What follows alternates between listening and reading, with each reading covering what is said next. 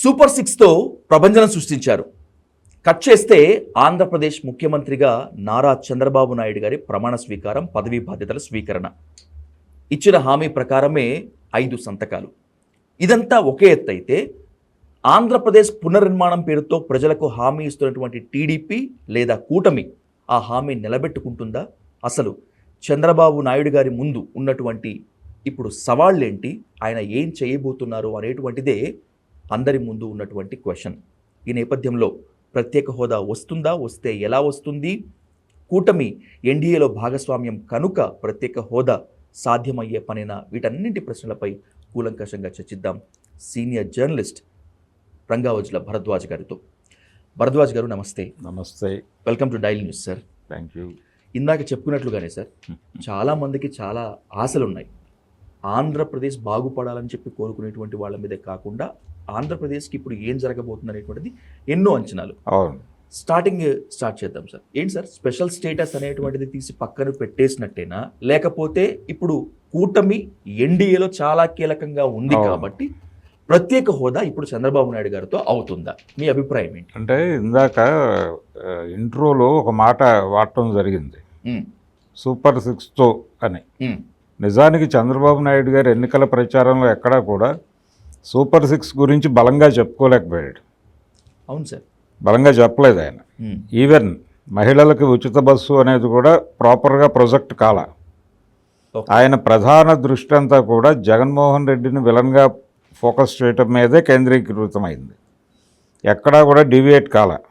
ఎన్నికల ఉపన్యాసాల్లో మనం క్వార్టర్ తాగితే సరిపోతుందా తమ్ముళ్ళు, కనీసం 3 తాగాలి కదా, ఎంత డబ్బులు అయిపోతున్నాయి, 200 రూపాయలు పెట్టి మందు తాగగలవా మనం, తెలుగుదేశం పార్టీ అధికారంలోకి వస్తే, కూటమి అధికారంలోకి వస్తే 50 రూపాయలకే, ఇలాంటి నినాదాలతో నడిచింది ఆయన కథ, ఆయన ప్రచారం.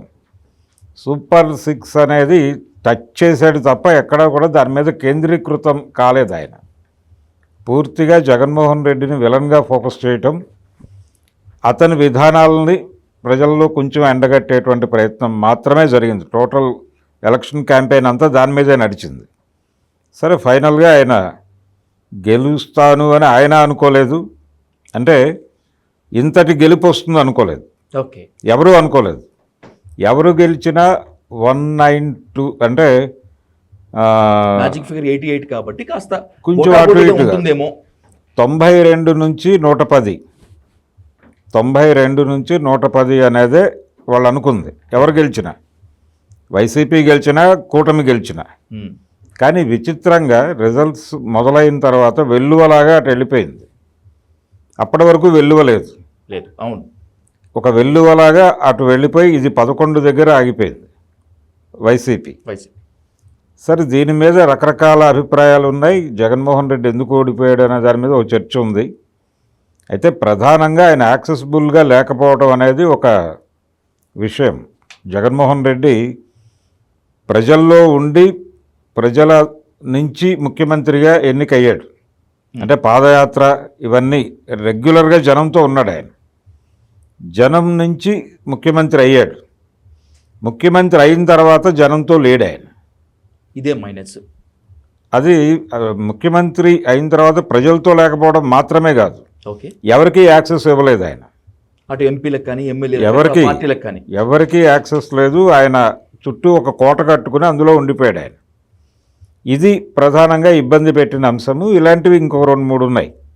వీటి మీద ఫోకస్ చేశాడు చంద్రబాబు. దాని మీదే నడిచింది తప్ప సూపర్ 6 అనేది చాలా తక్కువ ప్రచారం పొందింది. అది చంద్రబాబుది పూర్తిగా ఆయన విజయం అనుకోవడానికి కూడా లేదు. యాంత్రిక విజయం అనేటువంటి అభిప్రాయం కూడా నడుస్తోంది. యాంత్రిక విజయం అంటే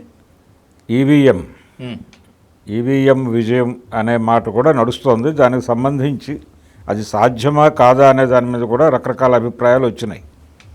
అంటే లక్ష్మీనారాయణ లాంటి ఐపీఎస్ అధికారి కూడా చాలా స్పష్టంగా అవకాశం ఉంది అనే మాట వాడేశాడు. ఈవీఎంని ట్యాంపరింగ్ చేసేందుకు. అంటే ఇంటర్నెట్తో అనుసంధానం లేనప్పుడు ఎలా దాన్ని కంట్రోల్లోకి తీసుకుంటారు అనేటువంటి ప్రశ్న రైజ్ అయింది.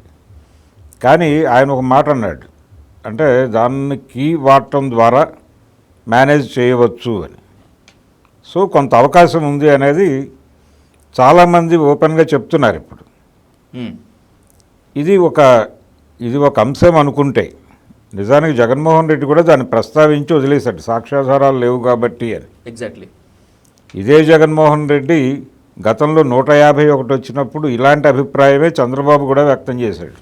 అవును, ఇది యాంత్రిక విజయము అన్నాడు ఆయన. సరే, ఇప్పుడు ఈయన విజయంలో కూడా కొంత యంత్రాల పాత్ర ఉంది అనే చర్చ కూడా జరుగుతోంది.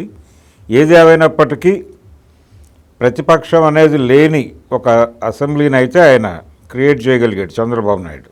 ఓకే. ఆ స్థాయి మెజారిటీ, అంటే ప్రతిపక్షాన్ని 11కి కుదించి ప్రధాన ప్రతిపక్ష హోదా లేకుండా చేయగలిగాడు. అయితే ఇది అంత, అంటే జగన్మోహన్ రెడ్డి డిప్రెస్ అవ్వాల్సిన అవసరం ఏం లేదు. తమిళనాడు రాజకీయాలను ఒకసారి మనం గుర్తు చేసుకుంటే, ఓకే, జయలలిత కరుణానిధి మధ్య యుద్ధం జరిగినప్పుడు, అంటే 5 సంవత్సరాలకు ఒకసారి వాళ్ళకి అధికారం వీళ్ళకి అధికారం ఇచ్చినటువంటి సందర్భాలు చూసాం. ప్రతి సందర్భంలోనూ ఒకసారి కరుణానిధి 7కు పడిపోయాడు, 7 సీట్లే గెలుచుకున్నాడు ఆయన. ఓకే. ఆ తర్వాత అధికారంలోకి వచ్చాడు మళ్ళీ ఇమ్మీడియట్గా 5 ఏళ్లలోనే. కాబట్టి ఈ మ్యాజిక్కే ఇప్పుడు ఆంధ్రాలో జరగబోతోంది అని అనుకుని ముందుకెళ్ళటమే. అయితే ఆయన ప్రజల్లోకి వెళ్తున్నాడు ఇప్పుడు కొత్త తరహా ఓదార్పు యాత్రకి సన్నాహాలు జరుగుతున్నాయి. తెలుగుదేశం పార్టీ గెలిచింది అనగానే ప్రమాణ స్వీకారం కంటే ముందే చాలా హింసాకాండ జరిగింది అక్కడ. అవును, 2-3 చోట్ల వైసీపీ నుంచి కూడా దాడులు జరిగినాయి. కర్నూలు జిల్లాలో తెలుగుదేశం కార్యకర్తని వైసీపీ వాళ్ళు చంపేసిన సంఘటన కూడా చూసాం మనం. ఓకే. అయితే ప్రధానంగా అటువైపు నుంచే దాడులు జరిగినాయి. ఇప్పుడు వచ్చిన అధికార పార్టీ వైపు నుంచి, కూటమి నుంచి. అది జనసేన నుంచి జరిగి ఉండొచ్చు, తెలుగుదేశం నుంచి జరిగి ఉండొచ్చు. విజయవాడ కోర్టుల్లోనే జరిగింది. విజయవాడ కోర్టు ప్రాంగణంలోనే ఒక వైసీపీ కార్యకర్త మీద టీడీపీ కార్యకర్తలు దాడి చేశారు, అతను హాస్పిటల్కి వెళ్ళాడు. ఇలాంటి సంఘటనలు అనేకం జరిగినాయి. ఇప్పుడు ఈ బాధితులందరినీ పరామర్శిస్తానంటున్నాడు ఆయన.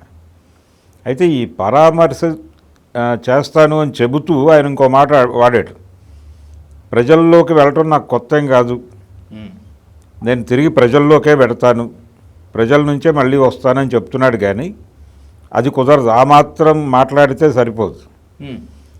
తను ముఖ్యమంత్రిగా ఉండగా ఎవరికి యాక్సెస్ ఇవ్వకపోవడం తప్పు అనే దాన్ని అంగీకరించాలి ప్రజల సమక్షంలో. ఎగ్జాక్ట్లీ. అది గనక చేయగలిగితే, అంటే తన తప్పులు నిర్మోహమాటంగా వెళ్ళి ఒప్పుకుంటే, ప్రజాక్షేత్రంలో ఆత్మవిమర్శ చేసుకుంటే అతనికి డెఫినెట్గా అవకాశం ఉంటుంది. ప్రజలు అప్పుడు ఓన్ చేసుకుంటారు. నేను తప్పు చేశాను, నా వైపు నుంచి తప్పులు దొర్లినాయి అని. అంటే ప్రతిపక్షం ఎప్పుడైతే 23 సీట్లకి పడిపోయిందో ఆ రోజున తెలుగుదేశం పార్టీ 23కు పడిపోయిందో, ఆ పార్టీని నామరూపాలు లేకుండా చేయాలి అనేటువంటి వ్యూహరచనలో భాగంగా కూడా జనాలను ఇబ్బంది పెట్టిన సందర్భం ఉంది ఆయన. ఓకే. జగన్మోహన్ రెడ్డి అది కూడా ప్రజాక్షేత్రంలోకి వెళ్ళి అంగీకరించాలి ఆయన. అంటే ఎట్లా జనాలను ఇబ్బంది పెట్టమంటే ఏ విధంగా? అంటే ప్రతిపక్ష పార్టీ ఆర్థిక మూలాలను దెబ్బకొట్టడంలో భాగంగా ఓకే, కొన్ని వ్యాపారాల మీద ఆయన కొంత నియంత్రణ ప్రయోగించాడు. అందులో ఒకటి మద్యం, ఇసుక, ఇలాంటివి. అవి చాలా ఇబ్బంది పెట్టినాయి జనాల్ని. ఇసుక దొరకలేదు, నిర్మాణ రంగం కొంచెం ఇబ్బంది పడింది, బిల్డర్లందరూ వాళ్ళే ఉన్నారు, ఇలాంటి కన్స్ట్రక్షన్ బిజినెస్ మీద కొంత కంట్రోల్ చేస్తున్నాను నేను, ఇలాంటి భ్రమలకు గురయ్యాడు ఆయన.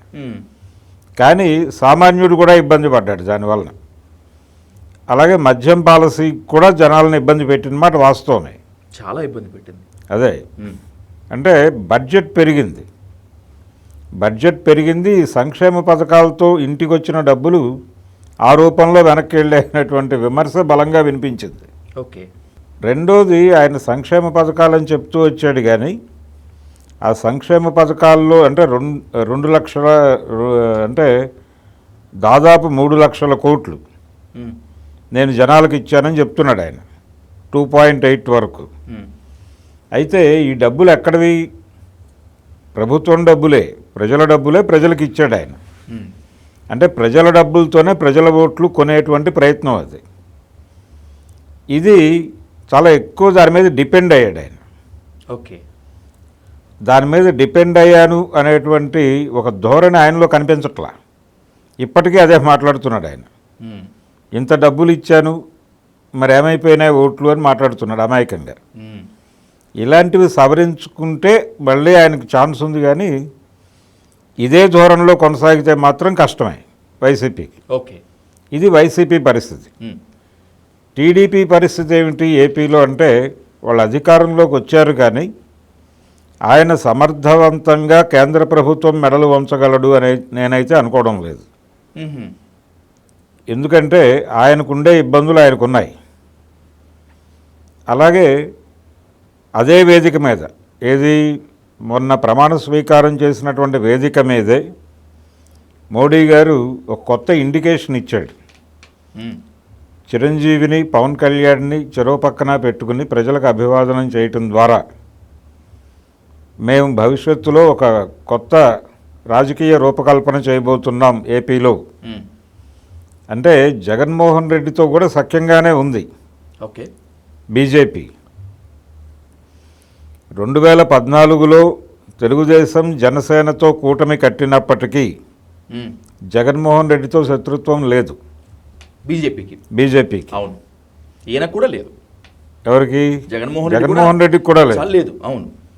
ఆ తర్వాత జరిగినటువంటి ఎన్నికలు, 19లో జరిగినటువంటి ఎన్నికల్లో కూడా వైసీపీ గెలిచింది, టీడీపీ ఓడింది. టీడీపీ బీజేపీ మీద విమర్శలు చేస్తూ ఓడింది. ఓడినప్పుడు జగన్మోహన్ రెడ్డితో ట్రావెల్ అయ్యారు, పవన్ కళ్యాణ్ని హోల్డ్లో పెట్టుకున్నారు. లెఫ్ట్తో ప్రయాణించినటువంటి పవన్ కళ్యాణ్ ఎన్నికలు ముగిసిన మరుక్షణం వచ్చి వీళ్లతో కలిశాడు, బీజేపీతో, ఎన్డీఏతో. ఈ కలయిక, అలాగే చిరంజీవి కూడా రాజకీయాల్లో లేడు అని మనం అనుకుంటున్నాం, కానీ ఆయన కూడా రాజకీయాల్లో ఉన్నాడు సీరియస్గానే. ఆయన కూడా చెప్తున్నాడు, నేను రాజకీయాలకు లేను, అతీతంగా ఉన్నాను అని చెప్తున్నాడు. కానీ మీరు అన్నట్టు రాజకీయాల్లోనే ఉన్నాడు ఆయన. ఆయన బీజేపీతోనే ఉన్నాడు. ఓకే. సో వీళ్ళిద్దరిని చెరో పక్కన పెట్టుకుని ఆయన ప్రజలకి అభివాదనం చేయటం వెనకాల భవిష్యత్తులో మాకు వేరే స్కీమ్ ఉంది, అంత స్ట్రాంగ్ ఇండికేషన్ ఇచ్చారని అనుకోవచ్చా? డెఫినెట్గా. లేకపోతే ఆయన ఊరికనే పరిగెత్తుకుంటూ వెళ్ళి చిరంజీవిని లాక్కొచ్చి పవన్ కళ్యాణ్ని పిలిచి వీళ్ళిద్దరిని చెరో పక్కన పెట్టుకుని అలా చేయాల్సిన అవసరం లేదు ఆయనకి. ఓకే. చాలా యాక్టివ్గా ఉన్నాడు మోడీ. రెండోది, కూటమి గెలుపు, ఏపీలో కూటమి గెలుపు అనేది ఆయనకు చాలా ఉపయోగపడింది. నిజానికి ఈసారి కేంద్రంలో ప్రభుత్వం ఏర్పడుతుందా లేదా, ఇంకొక 40 సీట్లు అటువైపుకి పెరిగి ఉంటే, ఇండియా కూటమికి పెరిగి ఉంటే ఎన్డీఏ కూటమి అధికారంలోకి వచ్చేదా అనేది అనుమానమే. కాబట్టి ఇటువంటి సమయంలో ఏపీ నుంచి గెలిచినటువంటి ఎంపీలు ఆయనకు చాలా కీలకంగా మారారు. నిజానికి వైసీపీ ఎంపీలు కూడా ఆ కాంపౌండ్ మనుషులే. మొత్తం ఏపీలో గెలిచినటువంటి అందరూ ఎంపీలు ఎన్డీఏ క్యాంపులోనే ఉన్నారు, ఎన్డీఏ తరఫునే చేతులు ఎత్తే పరిస్థితిలో ఉన్నారు. ఇటువంటి కండిషన్ నిజానికి చాలా కీలక పాత్ర పోషిస్తాడు చంద్రబాబు నాయుడు. అతను నితీష్ కుమార్తో కలిసి ఇండియా కూటమిలో కలిసిపోతాడు అనే ప్రచారం కూడా జరిగింది. కానీ చాలా హంబుల్గా, ఎక్కడా తల ఎగరేయకుండా చాలా ఒద్దికగా ఉన్నాడు. ఎందుకున్నాడు చంద్రబాబు అంటే, తన అరెస్టు, కేసు ఇవన్నీ కూడా చూడాల్సి ఉంటుంది. అలాగే తెలుగుదేశం పార్టీ మీద రకరకాల కేసులు వచ్చాయి ఆ టైంలో. వీటన్నిటినీ కూడా దృష్టిలో పెట్టుకుని చూడాలి. ఆయన ఎన్డీఏకి అంత వంగి ఉండటానికి కారణాలు ఏమిటి అనేది విశ్లేషించుకునే ముందు లీగల్గా ఈయనకున్నటువంటి ఇబ్బందులు కూడా చూడాలి. ఆయన్ని కంట్రోల్లోకి తీసుకున్నారు. పవన్ కళ్యాణ్ చాలా కీలకంగా వ్యవహరించాడు కూటమి నిర్మాణంలోనే. చంద్రబాబు నాయుడు అరెస్ట్ అవుతాడు అనే విషయం కేంద్ర ప్రభుత్వానికి స్పష్టంగా తెలుసు. ఓకే. అంటే ఆయన అరెస్టుకు సంబంధించిన సమాచారం కేంద్ర హోంశాఖకి వివరించిన తర్వాతే, వాళ్ళ నుంచి అనుమతి తీసుకున్న తర్వాతే అరెస్టు జరిగింది. ఈ విషయం చంద్రబాబుకు కూడా స్పష్టంగా తెలుసు. తెలిసి ఆయన ఆ టైంలో కొంచెం వీళ్ళ వైపు, అంటే అప్పటికైనా బీజేపీకి ప్రేమలేఖలు రాస్తున్నాడు. వయా పవన్ కళ్యాణ్.